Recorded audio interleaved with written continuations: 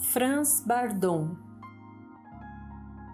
Franciszek Bardon, também chamado Frabato e Mestre Arion, foi um mago de palco, naturopata, grafólogo, professor e estudante de magia, mas é mais conhecido atualmente por ter escrito 3 volumes científicos sobre o hermetismo prático, o caminho do verdadeiro adepto, a prática da evocação mágica e a chave para a verdadeira Kabbalah. Franz Bardon nasceu no dia 1º de dezembro de 1909, no distrito de Caterinck, em Liberec, próximo a Troppau, a qual, após a Primeira Guerra Mundial, foi anexada pela então Tchecoslováquia como Opava. Segundo Emil Stejnar, Bardon teria nascido morto e só teria voltado à vida 2 horas depois. O pai de Bardon, Victor, trabalhava numa fábrica têxtil em Troppau, preparando teares para uma companhia chamada Juta. Segundo Otivotavova, Victor era um místico cristão que estudava o hermetismo e ansiava a comunhão com Deus. Com persistência, acabou alcançando a capacidade mágica de clarividência. Porém, sentindo-se sem direção, pediu em suas preces por um mestre ou guru que lhe ensinasse o caminho ainda em vida. Em 1923, aos 14 anos de idade, Franz Bardon trabalhava como treineiro numa fábrica e estudava numa escola pública de Opava. Nessa mesma época, ocorreu o que Votavova chama de maravilhosa troca. Supostamente, o espírito do Franz Bardon garoto foi trocado pelo espírito de um adepto, que passou a usar o corpo dali em diante. Após a suposta troca, Bardon começou a demonstrar suas capacidades mágicas, tornando-se conhecido não só em Opava, mas também em cidades vizinhas e distantes. Amigos e professores, segundo relatos do filho e de um discípulo de Bardon, ficaram maravilhados com as habilidades do garoto. No dia 16 de novembro de 1932, por volta de seus 21 anos, Franz casou-se com Marie, que passou a se chamar Marie Bardonova. Apesar de não querer um filho, para não ser impedido em sua missão, sua esposa queria muito, e Lumir nasceu prematuro no dia 4 de janeiro de 1937. Agora, com família formada, estabeleceu-se num subúrbio de Opava, chamado Kilezovice. A Tchecoslováquia agora pertencia à Alemanha nazista, por consequência do Tratado de Munique. Podemos inferir pelos relatos de Otivotavova, em Frabato, que Franz Bardon tinha conhecimento dos círculos ocultistas tchecos e alemães. Ele também mantinha correspondências com amigos e discípulos. Um deles era o ocultista alemão Wilhelm Kincher.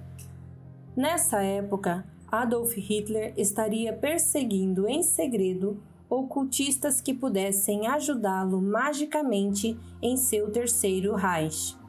Bardon, consciente dessa perseguição, pediu a Kincher que destruísse suas correspondências com ele. Kincher não fez o que Bardon pediu e os dois acabaram sendo descobertos pelos nazistas. Segundo Otivotavova, em Frabato, a razão para a prisão de Franz Bardon e de Wilhelm Kincher seria a seguinte: Hitler era membro da Loja 99 e da Ordem de Thule, a qual seria manipulada por um grupo de magos negros tibetanos. Votavova afirmou também que o objetivo de Hitler era usar Bardon para, com a ajuda de seus poderes mágicos, ganhar a Segunda Guerra Mundial. Bardon teria negado e sido submetido à tortura mais cruel, diz Votavova, que incluía operações cirúrgicas sem anestesia.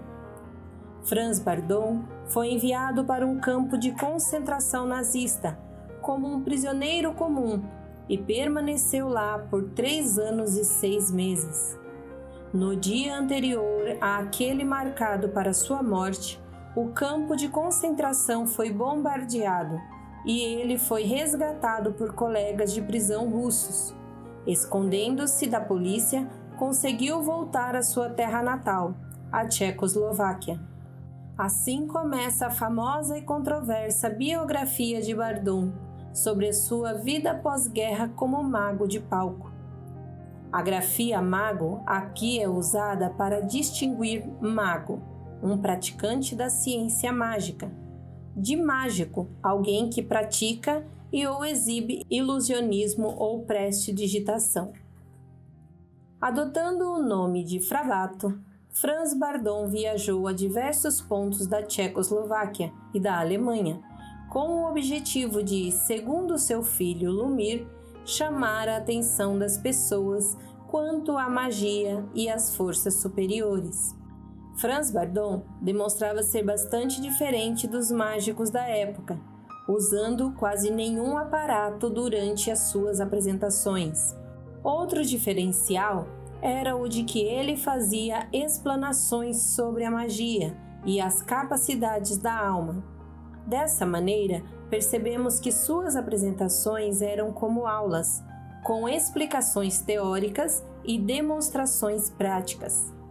Contudo, seu filho Lumir declara que Bardon também apresentava truques mágicos comuns. Contudo, esse período de paz não durou por muito tempo. Em 1949, Franz Bardon foi preso novamente em Opava, pelo então governo comunista. Acusado de charlatanismo, sem qualquer prova, ele foi condenado a trabalhos forçados. Fingindo epilepsia, Bardon foi solto da prisão, depois de mais ou menos 2 meses. Bardon inicia a composição de suas obras com Oti Votavova, como sua secretária em Praga. De acordo com o Dr. M.K., Bardon não escreveu os próprios livros à mão ou em sua máquina de escrever. Ele realizava gravações em áudio, que posteriormente Votavova transcrevia. Sabemos disso pelas gravações, inclusive as que ele fizera para o seu 4º livro, o Livro de Ouro da Sabedoria, que foram confiscadas pelas autoridades soviéticas locais, já que seu país agora fora anexado ao Estado soviético. Franz Bardon também mantinha outras atividades em Praga. Ele realizava curas em seus pacientes e tinha um grupo de alunos, dentre os quais Irina Novakova, ilustradora das cartas de tarô em seus livros. Bardon postulava um modelo de universo obtido através de sua interpretação das teorias orientais, tais como o hinduísmo e o taoísmo, seus fluidos magnéticos e elétricos, atuando complementarmente, remetem ao Yin e ao Yang. Na visão de Bardon, o mundo era composto dos 4 elementos clássicos: fogo, ar, terra e água, unidos ao Akasha, a quinta essência. Considerava que um mago deveria tornar-se um mestre na manipulação destes, e só assim poderia alcançar os resultados mágicos desejados, através da harmonização e do controle dos mesmos elementos, principalmente dentro de si próprio.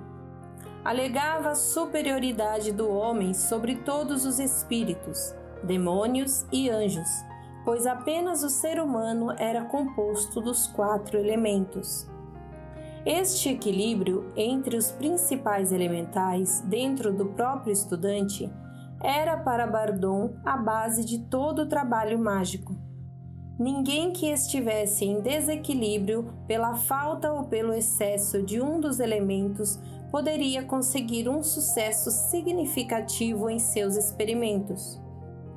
O local onde Bardon realizava suas evocações em Praga é apontado por Lumír Bardon como o Castelo de Vyšehrad e também o seu cemitério, onde as mais famosas personalidades estavam enterradas. As obras de Franz Bardon constituem um sistema de magia bastante completo, totalmente científico e racional. Suas obras dão especial ênfase à prática, visando a obtenção de resultados tangíveis e observáveis, além de serem claras, completas e sérias, retratando assim um autor honesto, competente e cuidadoso. Seu sistema é isento de ideologias ou conceitos religiosos, sendo adequado a todos os estudiosos de quaisquer religiões, sendo elas magia prática, o caminho do adepto, a prática da magia evocatória, a chave para a verdadeira Cabalá, Frabato, o mago, e Perguntas e Respostas, uma obra póstuma na qual discípulos de Bardon compilaram sob a forma de perguntas e respostas anotações de ensinamentos orais que foram transmitidos pelo mestre aos seus discípulos em vida. Bardon foi preso novamente em 26 de março de 1958, em sua casa, em Opava, na Tchecoslováquia. A principal acusação era a de que Bardon tinha produzido remédios ilegalmente. Lumír afirma que acusavam o pai de não pagar impostos pelo álcool de seus remédios e de traição por ter supostamente falado negativamente da Tchecoslováquia numa carta para a Austrália.